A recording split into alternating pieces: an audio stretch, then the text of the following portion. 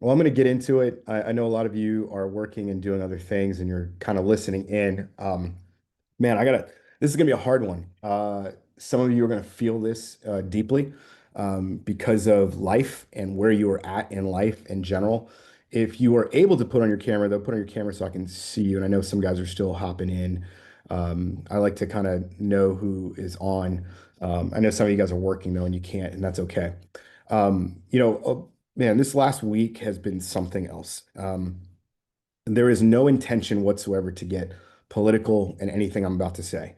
So hear my heart when I share some of what I'm sharing today. Our culture, our world, if you will, is going through a lot of things, and it's very clear that we are struggling. We are struggling with morality. We are struggling with divisiveness. We are struggling with a lot of things, and so I wanted to bring a voice of clarity, I think, for us as we journey through the shit. And this topic, this conversation applies not just to everyday events, but to what you've been experiencing in your marriage and your home. The topic at hand is the word grief. Grief is something that every one of us experiences, yet most of us don't ever actually deal with. We don't actually like lean into it. We don't actually hear it. I look at grief as like almost like another personality, if you will, as a person in you. Um, it's that part of you that feels things deeply. It's that part of you that acknowledges pain, acknowledges life, acknowledges shit. And I say shit because it really is shit. This week, some of us had the unfortunate to watch a man be assassinated in front of his family, on not on live television, obviously, but on Twitter and things like that. And again, this is not a political talk at all. Um, and the fact is it hurt many people. Um, the death hurt people. The images, the scenery of people fleeing, the young man whose now life has seemingly been thrown away at 22 years old for pulling the trigger, the family that has to feel this pain, meaning his family, and having to endure now the shame, if you will, of his indiscretion, of his choice that he made. There is grief that comes with that. You back up a couple days, there's the grief of the young lady on the subway getting murdered in broad daylight again with some man for whatever reason I don't know, and maybe they've said, but just the tragedy of it is it hurts your heart. If you have any empathy and you see those images of that girl being stabbed and then just sitting there in shock and like not even knowing why and all this stuff, it hurts. On Wednesday night, the same night that Charlie Kirk was assassinated, my son calls us, stepson, and Amy and I are in bed and we're getting ready to wind down for the night, and he FaceTimes. Well, why is he FaceTiming at 9:30 at night? And she opens the phone. He goes, Mom, I'm okay, I'm okay.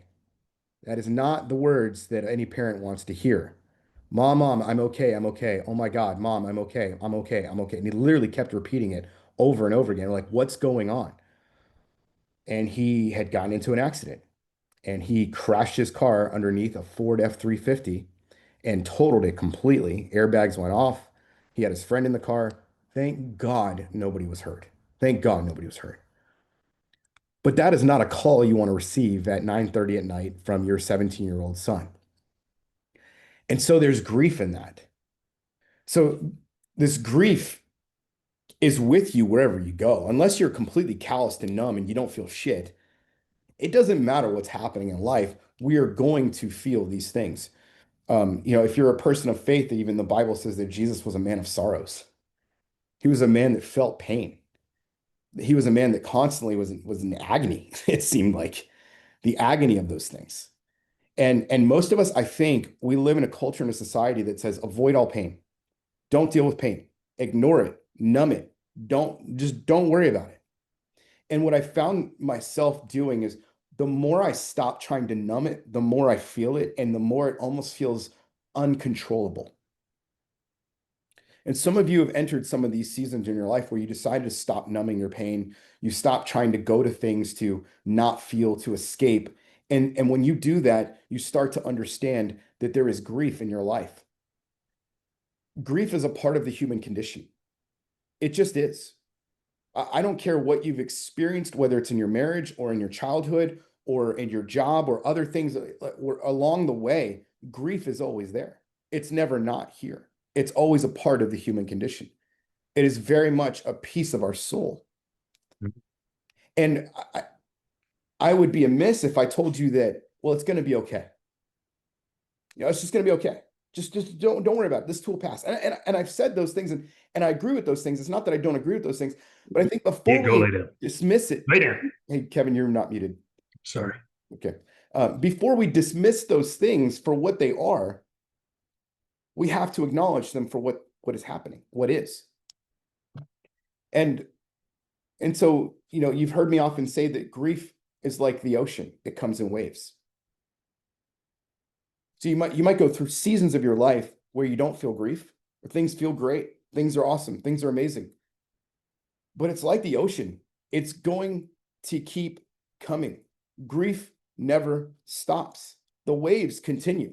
Sometimes the waves are nothing. You go to certain beaches in California or whatever, like we like to go to Newport Beach and we'll sit on that beach and sometimes the waves are like nothing. There's just almost calm in the afternoon or, as you get later in the day.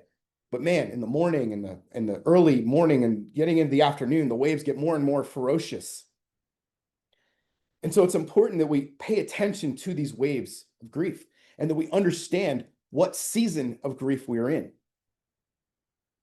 Because some seasons are going to feel like hell, and other seasons are going to go, man, that makes me sad, but it's not tearing me apart. I can deal with it. And so if you think about it, we're able to deal with most pain. We're able to deal with a lot of pain, I would say, and a lot of grief, and a lot of things not going the way we want them to go. But what happens when the grief starts to feel uncontrollable and it starts to feel overwhelming? And this is where men shut down. And this is where men escape. And this is where men walk away. Because they can't contain the grief anymore. You see, because what they do is they blame the situation for the grief and not recognizing that their heart has already been grieving for so long. I've been doing this for over 5 years. I've had a little over 800 or so clients walk through Thrive. I've dealt with, in terms of clients overall, 3,000 plus, almost 4,000 guys. And in my time, there have been many, many men who have committed suicide, whether it was in this program, after this program, before this program, because they couldn't handle the pain. They couldn't handle the grief. And I say this from a place of sadness, not judgment at all. There is no judgment on this. But in your midst, there are men who grieve every day without saying it. There are men who grieve without crying. It's usually actually not the guys who are overwhelmed and full of sadness and crying. Those usually aren't the ones who commit suicide. It's usually the ones who are most quiet. It's usually the ones who are kind of aloof to things, who don't necessarily engage with things. Those are the ones that we have to pay attention to. Grief is a part of the human condition. It's like an ocean, it comes in waves. You might find yourself okay one season, but then the next feel absolutely overwhelmed. And my conviction and my purpose in sharing this is number one, to say you are not alone. There is not one man in here that doesn't have the ability to raise his hand and say, Mark, K-Tuck, coaches, team, whatever, somebody, I need fucking help. I don't know what that help is. And we are not, crisis intervention specialists. We will direct you to the 988 phone number and say, please call this suicide prevention hotline. Because if you really are in that desperate of a place, I want you to get help. I do not want your babies crying over you. I do not want your wife or soon-to-be ex-wife just feeling the immense shame that you are now taking your life because of her indiscretions. Nobody fucking deserves that. I'm putting this thing out here because it's been in darkness and it needs to be said. I'm fucking tired of it. It makes me so upset that men would feel that much in pain that they would literally take their own lives because they feel like they're in that much pain. And maybe I'm not that person, and maybe I'm not, I would never think that way or whatever. It doesn't matter. The fact is there are men that do, and especially men that are going through separation or divorce. If I do empowered man to the day I die, if anything, it's for that reason alone. Business is great, yeah, whatever. Creates a great lifestyle for me, all that, whatever. But fuck, man, if I can save another life, that's why I'm here. And not just save it, but help you thrive for the rest of your life.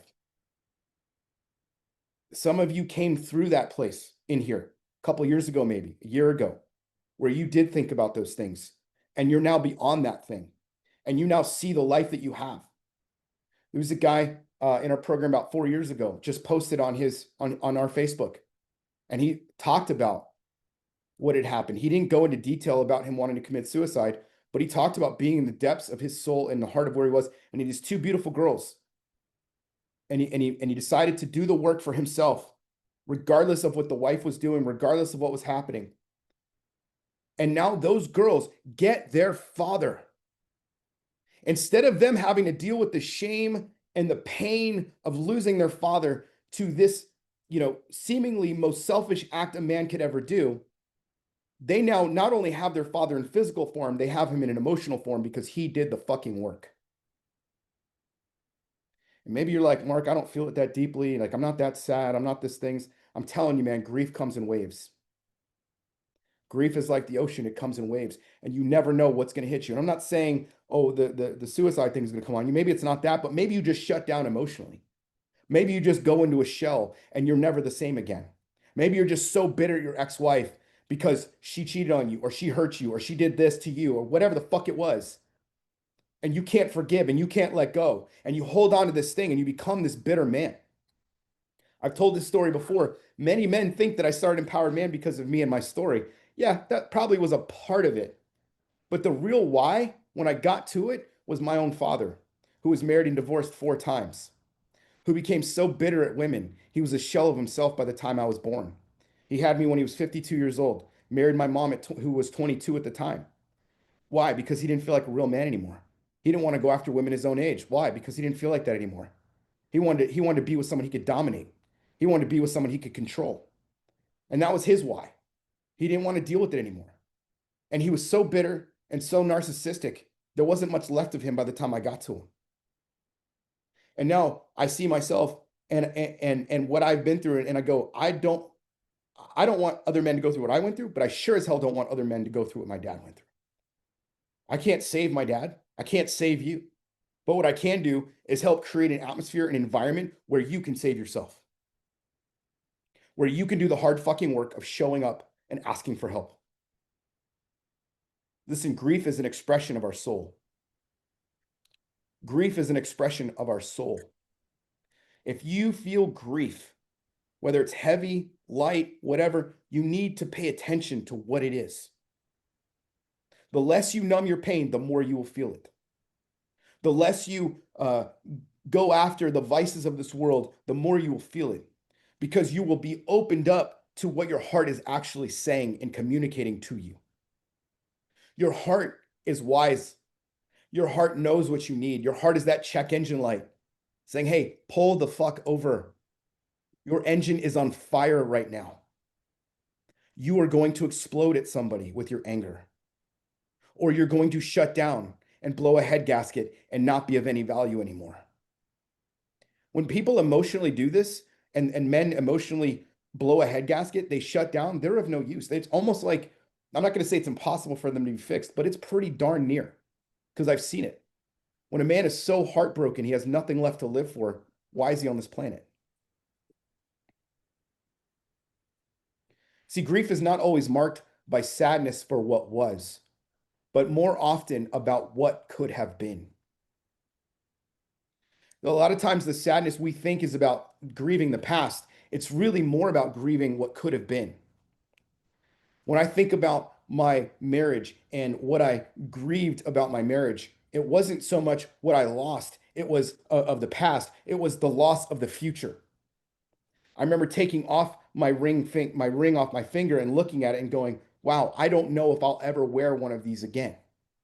I'm losing my best friend, the one that we were supposed to travel more and do these things and buy this house and go here. I'm losing that.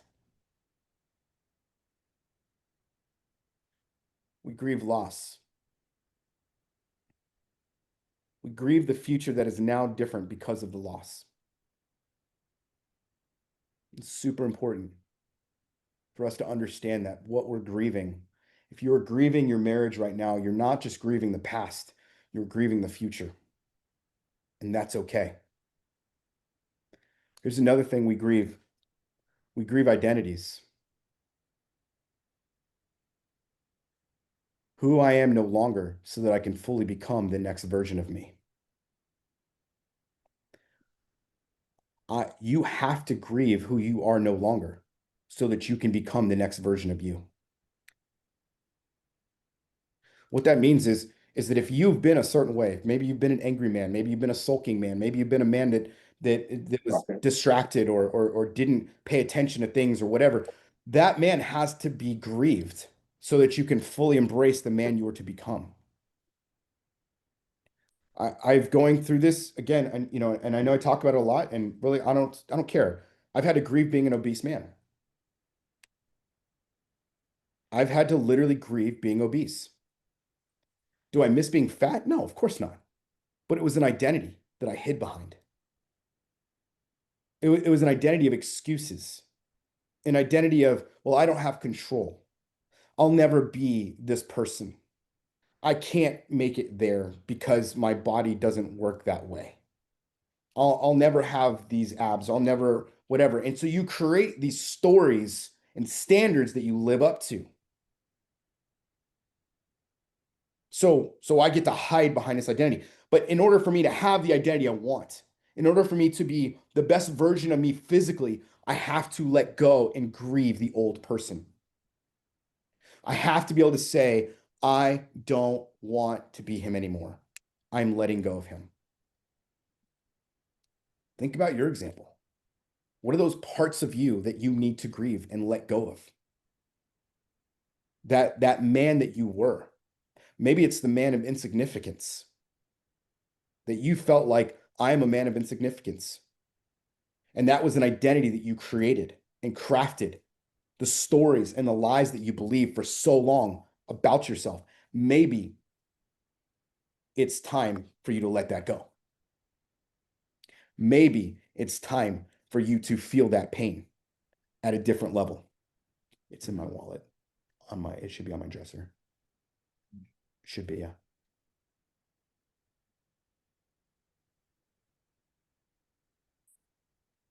Here's another thing we grieve. We grieve seasons.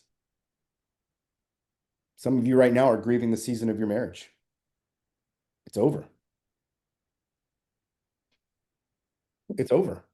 5 stages of grief. Denial, anger. It doesn't go in order. Anger, depression, sadness, bargaining, and acceptance. Those are the 5 stages of grief. And we go through and we vacillate between all of those. Some of you have been denial, denial, denial, denial. Like, no, no, no, this isn't happening. This isn't happening. This can't be happening. And then we quickly switch into bargaining. Many men that come in here are in the bargaining stage, and you will vacillate in the bargaining stage. There's guys nodding their heads yes, like they remember, especially when you first come into Empowered Man, you're in the bargaining stage. Okay, I'm here to stand for my marriage. I'm here to do whatever I can to change so that she'll see the changes and it'll work. And this is why I never promise a man, hey man, if you do these things, your marriage is gonna be incredible. Can't promise you that. What I can promise you is if you do these things, you're going to be more powerful. You're going to feel empowered inside. But that bargaining of, gosh, if we just do this, maybe Maybe if I do this, then I don't have to embrace this new reality. Maybe if it goes this way, then I don't have to be this way. And then some days you get really sad and you feel depressed and you feel that deep sense of sadness.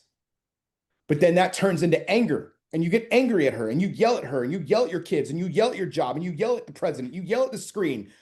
You do whatever you can because you're fucking grieving and you're not acknowledging your own heart. I've been grieving my kids going off to college. Just sent my second one to college. And that was probably the hardest one for me because him and I's relationship is not the greatest. I'm having to grieve the relationship with my son that I always wanted. And accepting the fact that him and I don't see eye to eye in a lot of things when it comes to faith, when it comes to relationships. And I have to let go of him and let him be an adult and let him make adult choices. I'm grieving that. Some of you grieve job changes, going through a shift in your business. We have to grieve and let go of the old so that we can embrace the new. If I could come to a place of summarizing today and to come to a place of going, this isn't all about dark, deep, heady things. It's this, is that we can find joy in grief. Joy comes in the morning. Joy comes in the morning, not just mourning like the next day, but mourning as in the tears, as in letting go. Because the more we let go, the more we allow our hearts to process and grieve and cry and scream and yell and whatever it is that our expression of our soul needs, the more that happens, the more freedom we can start to feel. And the more we can recognize that, hey, this sucks. This is not fun. This is not what I designed. This is not what I signed up for. I didn't sign up for my ex-wife to cheat on me as many times as she did. I didn't sign up for me to go through a divorce after 18 years of marriage and 4 kids. I didn't sign up for that shit. But I can find joy in the fact that there is more for me, that this isn't the end for me. And some of you motherfuckers need to hear this right now. This is not the end for you. There is more for you. There is more goodness for you. There is more greatness for you. There is more love for you.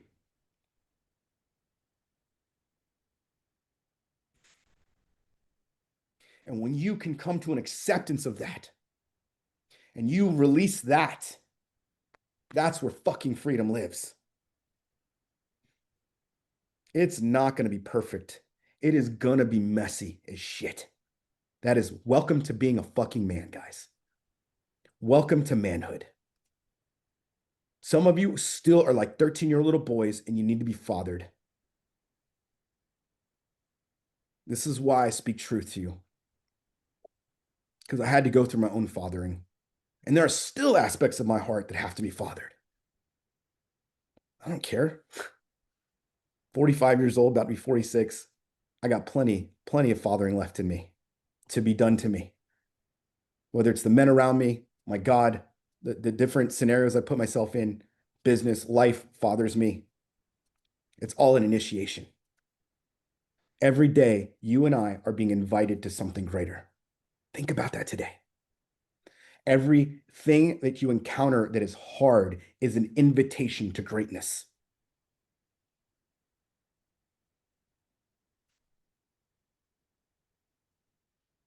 I'm looking at faces. I know your stories.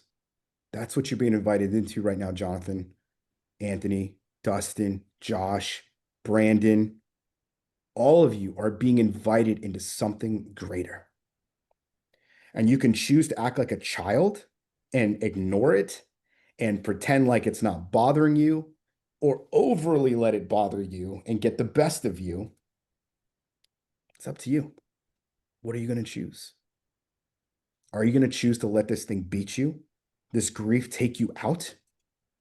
Or are you going to make a choice to go, you know what? I'm going to let this thing make me. And this is where we get to go. That's all you got. I got my brothers. I got my faith. You can try to strip everything from me, but this forging inside cannot be fucking stopped. Guys, the conviction you hear comes from a man who has been fucking crucified, fucking dead and resurrected. So the power I'm speaking from is not human power. It is supernatural. This is not about religion. This is about going through trials and tribulations of this fucking world and recognizing that I don't have to give my power away. I don't have to let that person treat me that way anymore. I don't have to let her cheat on me anymore. I don't have to let this world take me out anymore. I don't have to let politics destroy me anymore. I don't have to let the grief on fucking social media destroy me anymore. I get to choose today what I will do with my grief. I don't know about y'all, but man, last week was a fucking hard week. And so I come to you today full of passion and full of recognition that, man, I can feel weak so that I can be strong. My true strength comes from joy, the joy that comes in the morning. There is joy for you. There is more for you. And if you're feeling that shit heavy right now, this is your opportunity to fucking release it. This is your opportunity to go to that place in your mind and your heart and just like release. I don't want to carry this burden that I don't have to carry anymore because you don't have to.